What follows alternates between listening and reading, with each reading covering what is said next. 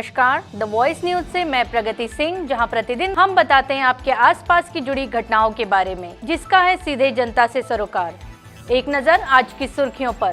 प्रजापिता ब्रह्मा कुमारी ईश्वरीय विश्वविद्यालय के उमरगाम सेवा केंद्र द्वारा सड़क दुर्घटनाओं में जान गंवाने वालों की स्मृति में विश्व स्मृति दिवस मनाया गया। यूएनओ द्वारा घोषित इस दिन पर सड़क दुर्घटनाओं में जिनका निधन हुआ है, उनके परिवारजन भी उपस्थित रहे।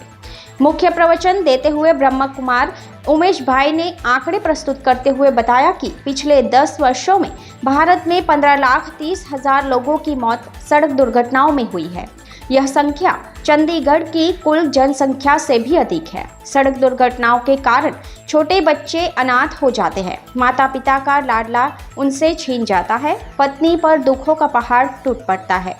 इस अवसर पर उमरगाम पुलिस स्टेशन की पीएसआई स्मिताबेन वसावा ने सड़क यातायात के नियमों का सख्ती से पालन करने की अपील की।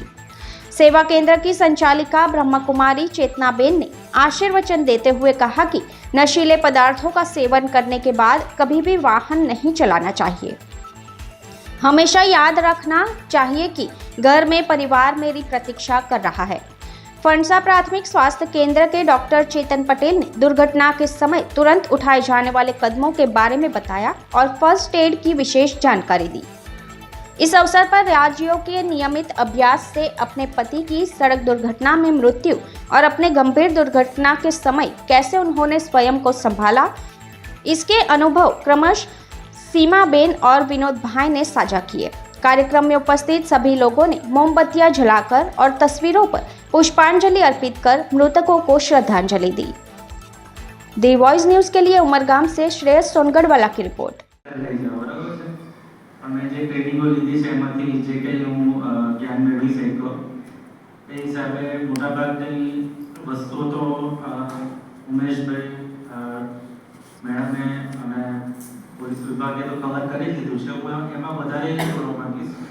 બહુ નાની નાની વસ્તુઓ છે, પણ તમે જરાક આ વસ્તુ પર વિચારજો, કારણ કે જે હું કહેવા જઈ રહ્યો છું એ એક્સિડન્ટ જે થઈ ચૂકેલા છે એમાંથી સંશોધન કરીને કે હવે આ પગલામાંથી આપણે આ વસ્તુ શીખીએ, જેથી ભવિષ્યમાં આપણને આવું કોઈ નાની ઉંમરે કોઈનું એક્સિડન્ટમાં ડેથ થઈ જાય ને આવું સાંભળવા આપણને ના મળે। બરોબર છે? ટુ વ્હીલરની વાત કરીએ તો તમારા પાસે જો તમે નોકરી પર લાગી ગયા, તમારા પાસે પૈસા આવી ગયા, તમે બાઇક લેવા જાઓ તો તમે બાઇક લેવા માટે પૂરેપૂરી કિંમત ચૂકવવી પડે છે અને સાથે ઇન્સ્યોરન્સ લેવું જ પડે છે। इंश्योरेंस वगैरह तुम्हें गाड़ी ना खरीदी सको, बराबर ने? एक वस्तु गाड़ी माटे छे, 4 व्हीलर 2 व्हीलर બંનેની વાત કરું છું।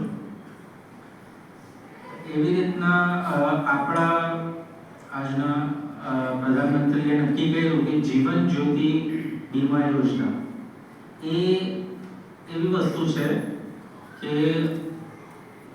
ગરીબ માણસને માની લે કે ચલો લાભ થશે કે ઓટોમેટિક તમારા ખાતામાંથી દર મહિને 1 રૂપિયો કપાય છે। જ્યારે લોન્ચ થયું ત્યારની વાત કરું છું, એટલે વર્ષના 12 રૂપિયા। અત્યારે એ વધી ગયા છે, 364 થઈ ગયા છે। પણ જે બી છે કોઈ બી વ્યક્તિ, અને આ જે સ્કીમ જે છે કોઈ બી તમારી બેંક હોય, સ્ટેટ બેંક હોય, બેંક ઓફ બરોડા હોય, પ્રાઇવેટ બી બેંક હોય, ચલો ગામડાનો વ્યક્તિ છે અને એનું કમસે કમ પોસ્ટ ઓફિસમાં તો ખાતું હશે, તો એને ખાલી જઈને તમારે કહેવાનું છે કે જીવન જ્યોતિ બીમા યોજનાનો લાભ મારે પણ લેવો છે। એક ફોર્મ આપે, એનો ફોટો ચોંટાડવાનો, સહી કરવાની। खबरों में बने रहने के लिए तो वॉइस न्यूज को सब्सक्राइब करें और बेल आइकन दबाएं।